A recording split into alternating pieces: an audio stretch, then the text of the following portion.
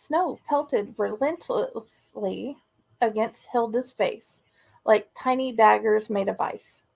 She pulled at the frayed shawl wrapped around her shoulders and held the ends tight against her chest.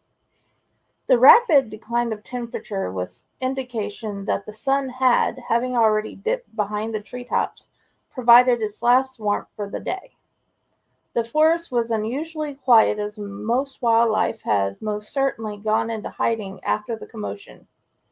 Somewhere, close by in fact, was a cobblestone path that led up to a small, cozy cottage in which she had spent most of her days.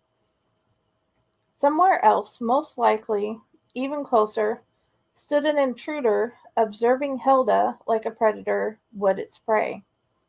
In the stillness, she listened for anything that might give her an indication of the intruder's location, but detected nothing one way or the other.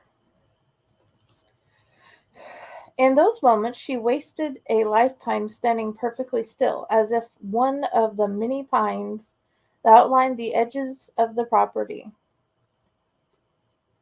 Her ears met with silence, save for the sound of her own soft breathing. Despite this, Hilda was certain the intruder was nearby, as she could smell the sickly sweet scent of perspiration that only adrenaline and fear could produce. The silence was broken by the sound of crunching leaves, made beneath footsteps falling in rapid succession. Hilda, against instinct, stumbled towards the approaching sounds, arms outstretched. Suddenly her head involuntarily snapped back, her forehead immediately throbbing from the impact. Another blow, this time to her right shoulder, ignited a sense of panic as she quickly retreated from her attacker. Directionless and clumsy, red-hot pain traveled up Hilda's arms and her neck as she came in contact with something solid, the force sending her to the forest floor on hands and knees. The howling of what sounded like a woman's voice was close, very close. After several minutes, Hilda realized that the voice was her own. Instinctually, she covered her mouth and whimpered into her hands. When she finally managed to calm herself, she found that silence had once again returned to the woods, save for the soft pattering of the snow sifting down the branches above. Perhaps the intruder was nearby, timing out another attack. Perhaps not.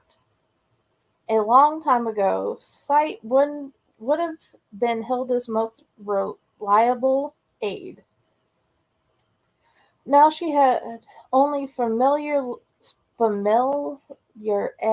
but I hate this word, familiarity and intuition to rely on. At that moment, her intuition was telling her that fear and panic had put her dangerously close to being completely and utterly lost. She lifted her right arm with some difficulty. It was tender, but most likely not broken. At the top of her head, a thick knot had begun to swell, and her forehead was covered in wetness that ran down her nose and onto her chin. She slid her tongue around her mouth and noted gaps where teeth had once been, now replaced by sticky, metal-tasting substance that could only be blood. Feeling the ground for roots and following it up the base of the tree, she ran her hand to the left, then to the right to estimate its width. The tree proved to be thick, which meant she was at the outer perimeter of the clearing. Too much further in the wrong direction, she might forever be lost in the woods. Hilda used the tree as leverage to slowly regain composure. Once on her feet, she stood in the silence once more, listening for any indication that her assailant was near. The dizziness and pounding of her head were of no help. She listened but heard nothing.